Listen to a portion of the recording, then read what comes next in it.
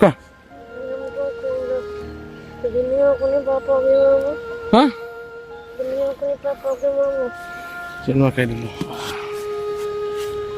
Hindi ko umupo sa likod nito.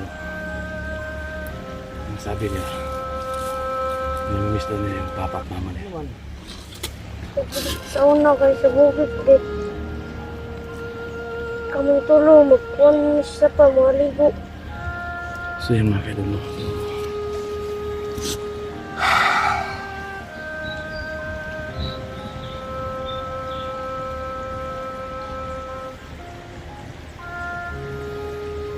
Ang sabi ni Ridin mga kayo dulu, nung una daw, pupunta daw sila ng ilog kasama yung papa niya at mama niya. Naliligo daw sila. So ngayon, naalala siguro ng bata. Gigaling nga sa paso. So yun mga ka-idol, no? Nandito na po kami sa ilalim ng kawayan. Medyo malamig dito, no? Kasi nakalangap kami ng preskong hangin sa Ridin. So, ito yung kahilingan niya. So malapit lang po dito sa bahay mga ka-idol, no? Diyan banda yung bahay namin. So dito na ako nag-start ng video mga ka-idol, no? Kasi hindi ko pwedeng mag-start ng video habang naglakad kami patungo dito mga ka-idol, no? Kasi may protektahan po tayo na bata mga ka-idol. So naroon din, ligot ta, bugnog hangin, no? Ito ko sa pa. Ha? Ito ko sa pa. Ito ko sa pa? Sige, ito ko. Yan mga ka-idol, no? Nagka sa baka, punta doon sa sapa. Kasi may sapa yan mga ka-idol, no? Ayan. Sige, dito ka magtanaw si mo.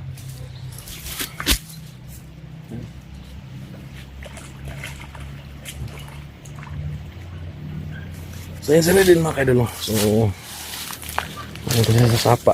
Yan. So dito lang po tayo. So Diyan ka. Diyan na pugko.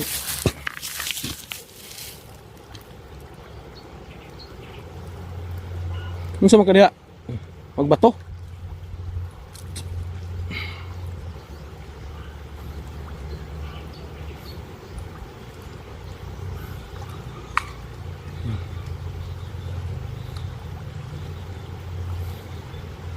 Medyo okay na po yung sugat ni Ridin mga kadalo kasi daplos lang po. Medyo naghilom na yung sugat niya. Kaya kasi nakainom na siya ng gamot at na-injection na siya mga kadalo. Yan sa Ridin. Yan.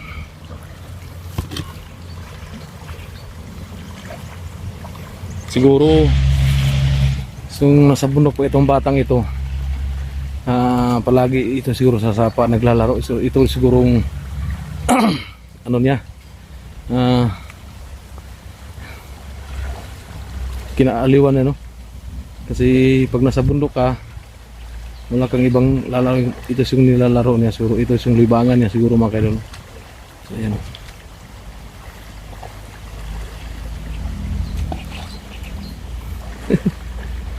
Kawawa sa sarili ng tingnan natin mga kaidol. Ayan.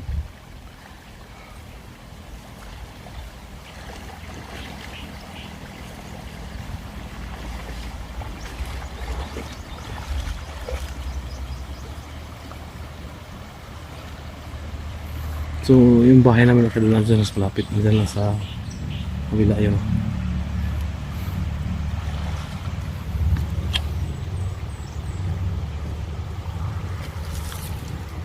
So yun mga kaidol, no? Naglalaro si Ridin. So masaya po tayo, no? Na nakita natin na naglalaro na yung bata. Kasi parang wala siyang, hindi na masakit yung sugat niya kasi nagamot na.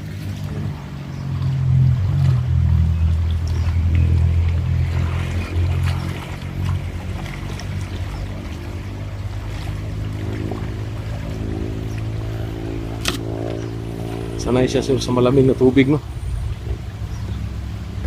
Bugnaw ang tubig, Ridin? Bugnaw? Malamig ng tubig. Sige dia, pagtagbaw dia. Sige, pagtagbaw dia kuan kay Ingon lang ha, og muli na ta ha. Okay. So bigyan po natin ng oras yung bata na makapaglaro siya mga idol.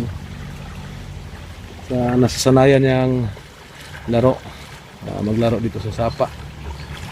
Kasi siguro ito yung ginagawa niya sa bundok mga idol.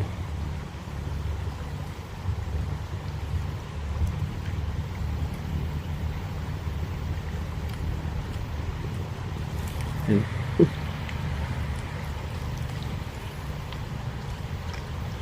Tatok sig bato. Wala sakit mo sa mad? Ha? Wala na daw, hindi na daw masakit yung sugat niya mga idol.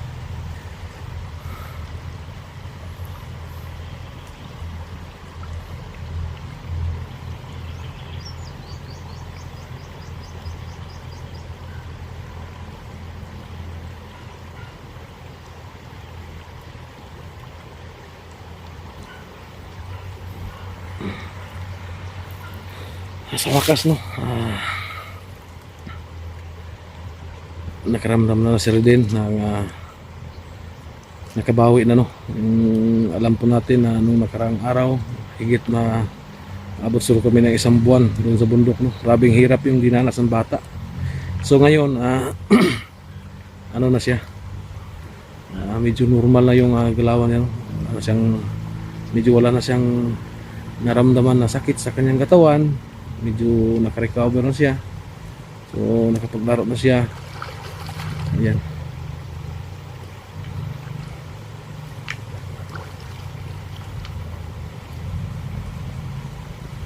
So yung mga buhat ya, buhat ang kulungan.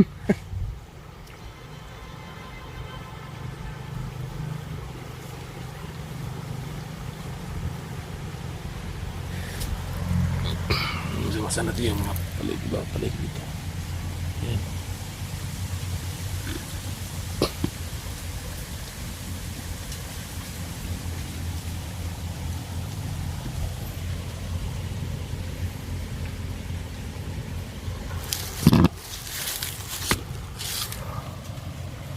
Ito yung paligid.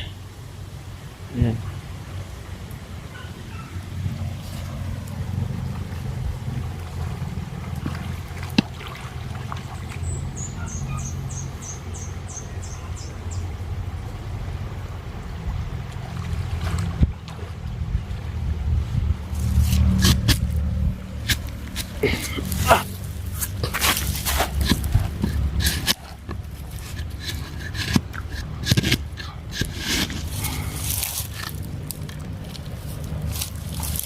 Ini batu deh.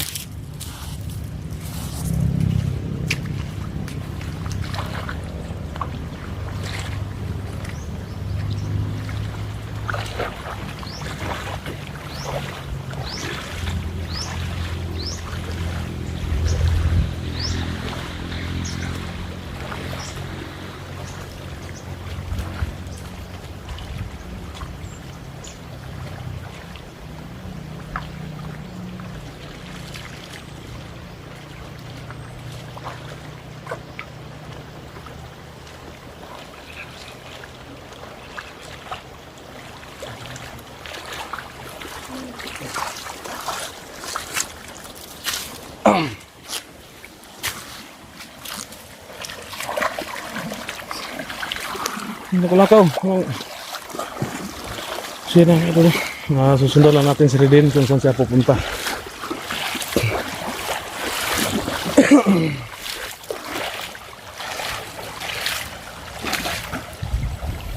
Lawom dia, lusog lawom naglapok dia. Lawom magbalas.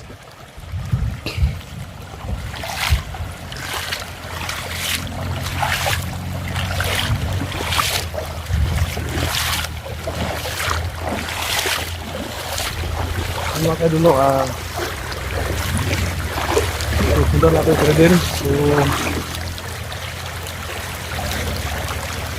bigyan natin sa kanya yung oras ngayon no, para makapagpasyal siya dito sa kasi hindi pa pwedeng umasilba sa bayan no. Dito lang muna.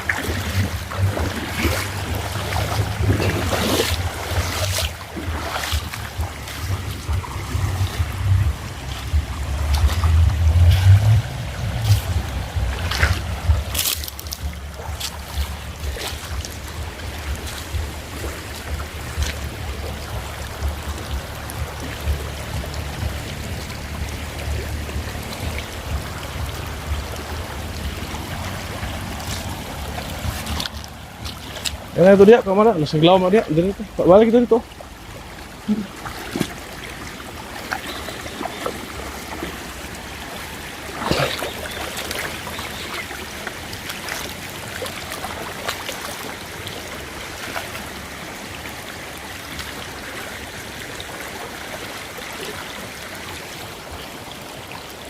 Ayan.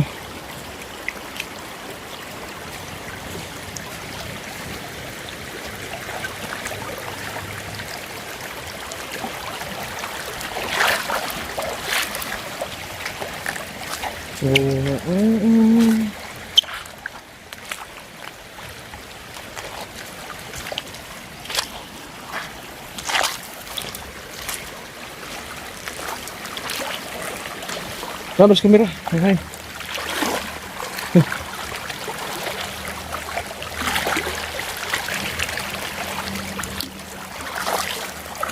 Sa bukid pa ka, sige mo ginanid ay. Sigag labas, sigag suro yung sapa. Ito po ano, piyo.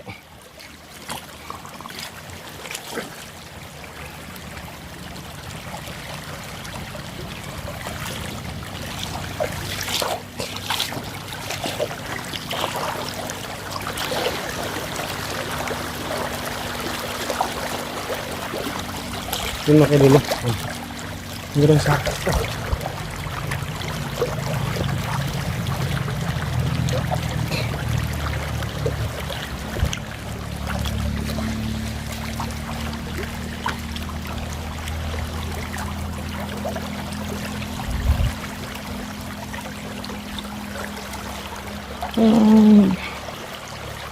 ulangan. Ini. Ano kaya? Tapuya ka? Uy. Tapuya, asa ka? Kahit makalingko dia. Asa ka? Ha? Hilak mo ka? Alam ko kung bigyan ako ni Papa kay Mama. Ha? Bigyan ako ni Papa kay Mama. Sino kayo dulu? Hindi na pong umapo sa libre nito. Ang sabi niya, namimiss daw niya yung papa at mama niya. Ano man? Sa una kay sa bukid di. Kaming tulo magkuhan sa pa maligo. So yun mga kayo dulu.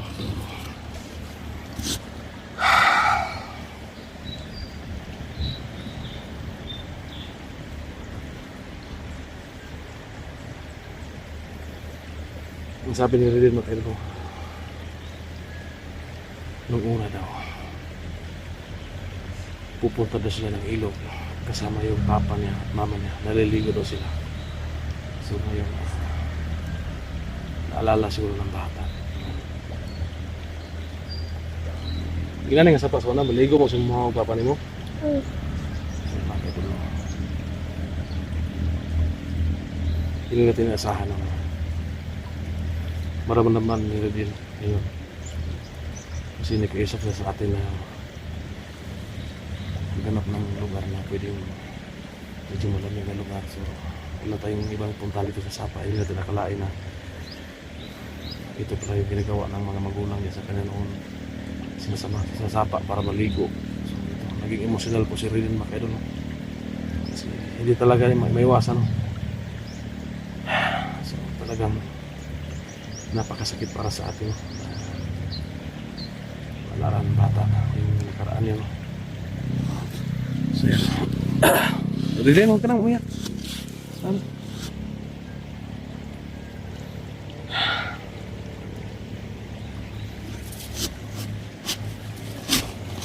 Relax lang, relax lang. Relax ba? Ay, naabitaw ko. Di manon nalang taga biyaan. Normal. Sige, hilak na, ipagawas na. So yun o, ilabas mo yan yung ano yung naramdaman mo. Gusto mo umiyak ka, ilabas mo yan. Kasi saan man na yung sinilas. Putol man na yung sinilas.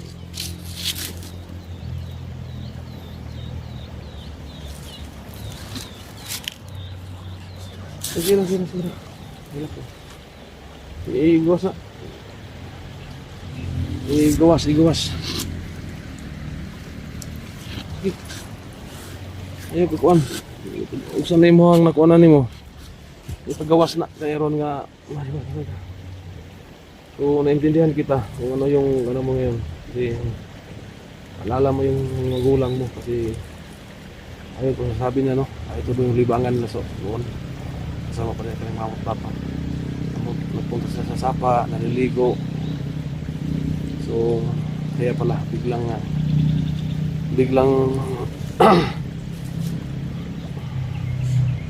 nag-iba yung galaw ni Radin kanina no. Kasi naalala niya yung napiling pa niya kanyang magulang.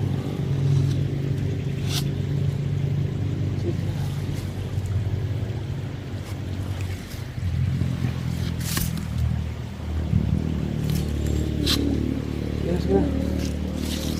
Sige na. Sige, sige.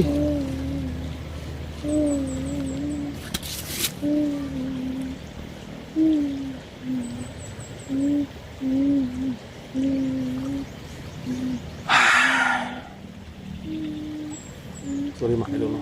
Medyo naging emotional ulit tayo no. Kasi hindi ito natin. Talagang kawawa yung bata no. Kasi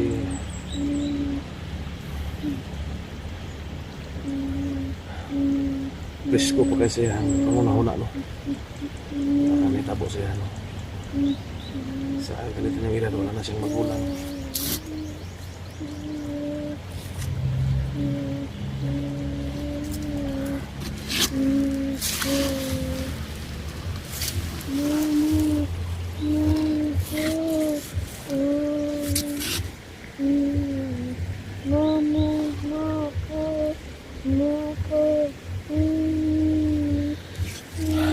Tinatawag na kayang mama, papa.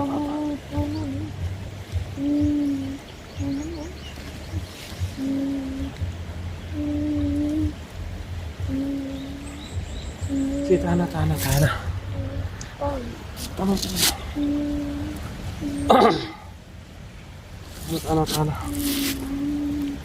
Hindi na kayo dulo. Tinatawag na kayang mama, papa. So, ang sakit mo. Tana.